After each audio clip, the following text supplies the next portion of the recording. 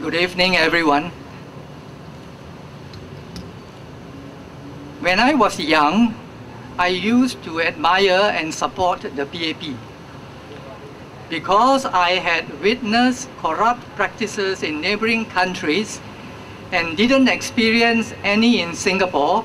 I concluded that the PAP was incorrupt and incorruptible. I saw the men in white as true leaders of vision, action, and great integrity, who work hard to build a multiracial Singapore against the disruptive communists and communalists. My thinking and belief was nurtured mainly from reading the Straits Times daily. I had been reading without a critical mind. The time of rude awakening came in the 1970s. After my tertiary studies, I became a social worker in the new industrial town of Taman Jurong. This experience in Jurong changed my thinking about the PAP from then on. In Jurong, my work brought me into direct contact with poor people. Taman Jurong at that time comprised mostly of low-income Singaporeans and young migrant workers, male and female, from Malaysia. I had to visit every household, and I couldn't believe the extent of the social problems affecting these people. Crowded small flats, poor bus transport, children not schooling or having to travel long distances to school, insufficient social facilities, mosquitoes, littering, noise and dust pollution, petty thefts, neighbors' quarrels, sexual crimes, and many more.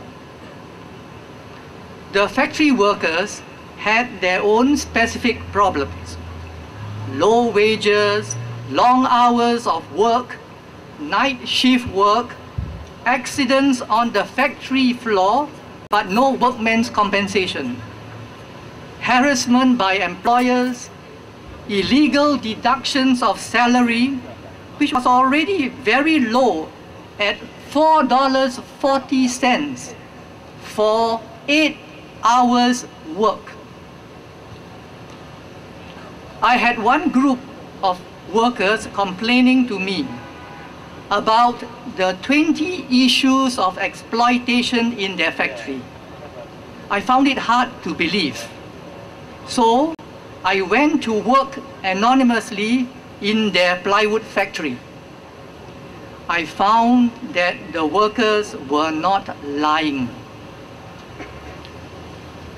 With so many problems, the authorities were not proactive or passionate enough to help resolve. The project I worked in, on the other hand, identified the issues and organized the residents. With the people's support, our project was more popular than the pro-government agencies. Of course, the authorities didn't like our work because we were empowering people to solve their own issues. As the people's power grew, we, the organizers, were branded as troublemakers and leftist agitators. Finally, harassed by government authorities, the Board of Governors had to close down the Jurong project after a 3-year stint. I continued my social work among the poorer sector of Singapore society, this time concentrating on foreign workers. The Labour Law did not favor foreign workers, so it was difficult to organize them. I spent time educating them on their rights and the institutions they could go for help. Then, in 1985, the social arm of the Catholic Church, called the Justice and Peace Commission, invited me to work as its executive secretary. My task was to promote the social teaching of the Church and implement the justice concerns accordingly. Around the world, and especially in Asia at that time, Catholic social action flourished. Philippines was a case in point. Because the Church played a big role in the overthrow of the dictator Marcos, the Singapore government feared a similar experience could take place here. Several church organizations and Catholic priests were targeted and warned. The final onslaught came with the use of the Internal Security Act to unleash Operation Spectrum in a massive exercise called the Marxist Conspiracy.